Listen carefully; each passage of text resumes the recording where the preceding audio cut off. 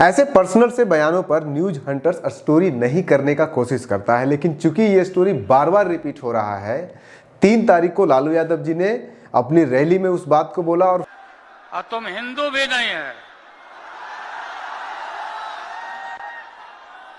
तुम्हारी माता जी का जब देवावसान हो गया तो हर हिंदू अपने मां के शोक में केस दाढ़ी बनवाता, दाढ़ी छिलवाता। क्यों नहीं छिलवाया बताओ, क्यों नहीं छिलवाया? फिर 7 तारीख को उसको दोबारा रिपीट किया और उसको एक कदम और आगे चले गए।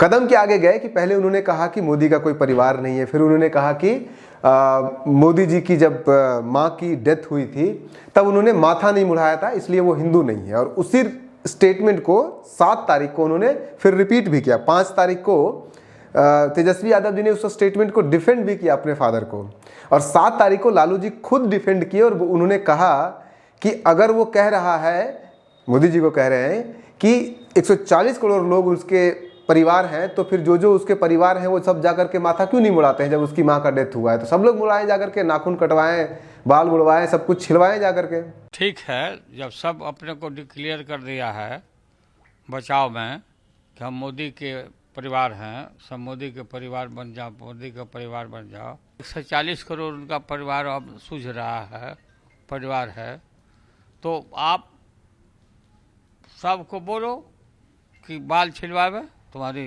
माताजी का देवसान हो गया, उसके बाद श्राद्ध का जो रस्म है 13 दिन पर जो होता है वो तो कुछ नहीं किया, तो सब करो, कोई गलत काम बात नहीं हम लोगों ने बोला है। तो हमें लगा कि न्यूज हंटर्स यहाँ पे एंट्री करना जरूरी है, और हमने खंगाला आज़ादी से लेकर के आज तक कुछ प्रमुख नेताओं के डेथ और डेथ होने के बाद उन नेताओं के जो प्रियजन थे, जो परिवारजन थे, उनके डेथ पे उन्होंने बाल कटवाए थे, मुड़वाए थे या नहीं मुड़वाए थे, इसका पूरा हमने इतिहास खंगाला है। और आज हम कंसंट्रेट करेंगे पूरा का पूरा नेहरू परिवार पे, और उसके अलावा हम कुछ और क्रिकेट जगत की हस्तियां या फिर हम फिल्म की हस्तियों के ऊपर भी आपके सामने बात रखेंगे। स्टार्ट करते हैं नेहरू से ही। नेहरू को सबको मालूम है कि नेहरू जी का कोई बेटा नहीं था, लेकिन पोता था जब तक जब वो डेथ उनकी हुई थी 64 में, तब उनका बेटा नहीं था, उनका पोता था राजीव। 16 साल उनकी उम्र थी, 14 साल के संजय गांधी थे, दोनों पोते थे वहाँ, नाती उसको आप कह लें। लेकिन उससे पहले, नेहरू से पहले डेथ हो गई थी फिरोज गांधी की। फिरोज गांधी की डेथ हुई थी 1960 में 8 सितंबर 1960 को, और 8 सितंबर 1960 के बाद हालांकि बहुत सारे इसके बारे में अफवाह भी उड़ाए जाते हैं कि फिरोज गांधी की जो भी आखिरी उसमें क्रियाकर्म हुआ था वो मुस्लिम के, हालांकि वो मुस्लिम नहीं थे, पारसी थे, तो ये भी उड़ाया गया कि वो पारसी रीति रिवाजों के साथ हुआ होगा। लेकिन जब पहली बार फिरोज गांधी को हार्ट अटैक आया था तब उन्होंने खुद इच्छा जाहिर की थी कि उनकी जो भी क्रियाकर्म हो वो हिंदू रीति रिवाजों के साथ हो, और उनका सारा क्रियाकर्म हिंदू रीति रिवाजों के साथ ही हुआ था।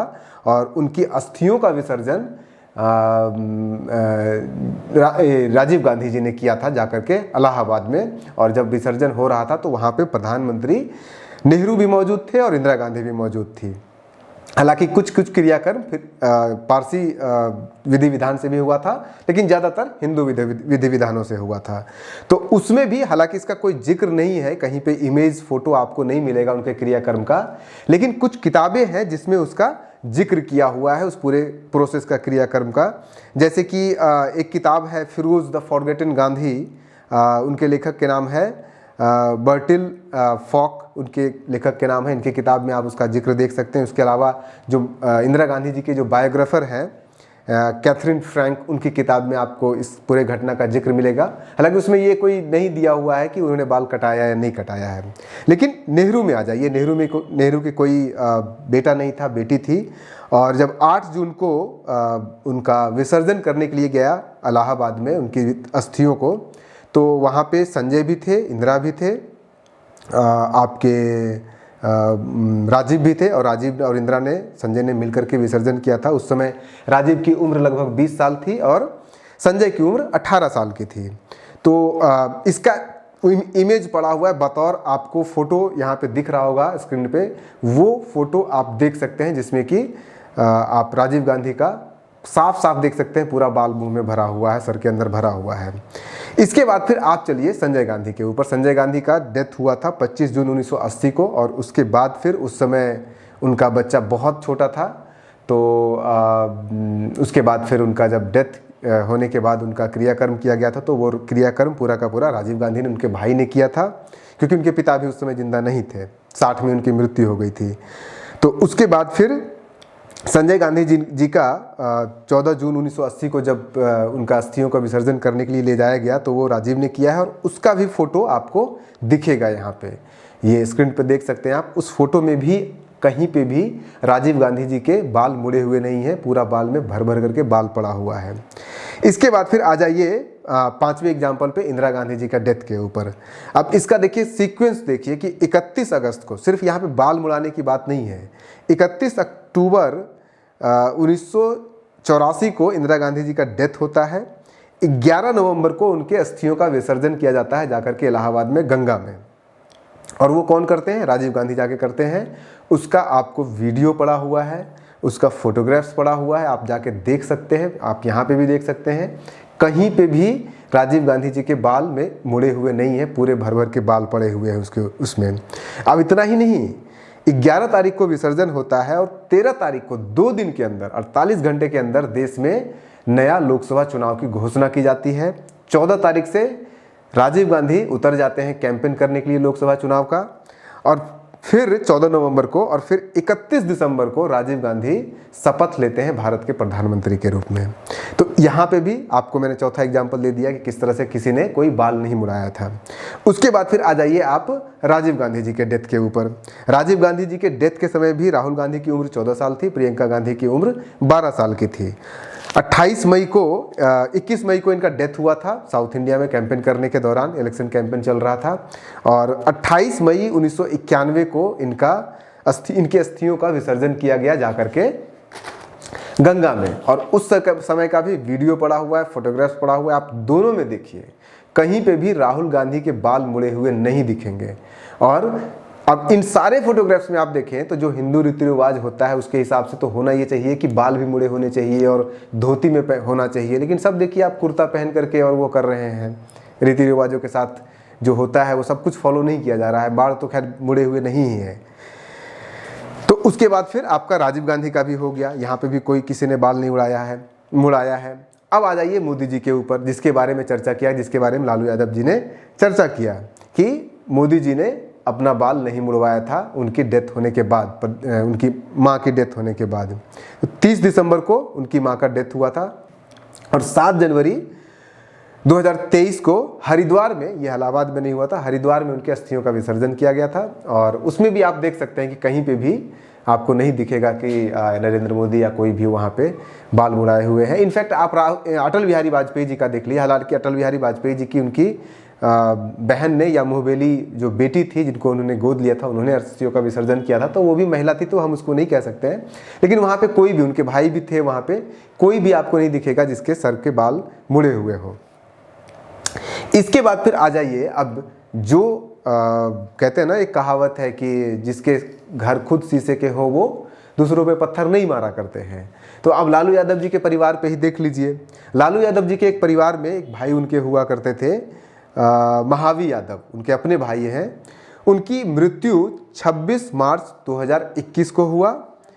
उसके बाद उस मृत्यु के बाद उनको कंधा देने के लिए तेज प्रताप और तेजस्वी दोनों जाते हैं, आप फोटो में देख सकते हैं, दोनों उनको कंधा दे रहे हैं।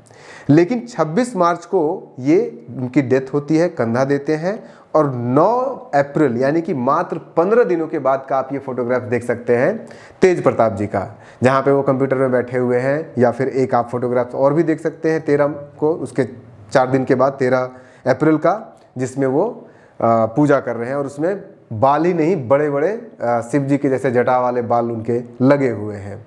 कहीं पे भी किसी ने कोई नहीं मुड़वाया है, ना 13 दिन के बाद, ना 15 दिन के बाद, ना 18 दिन के बाद।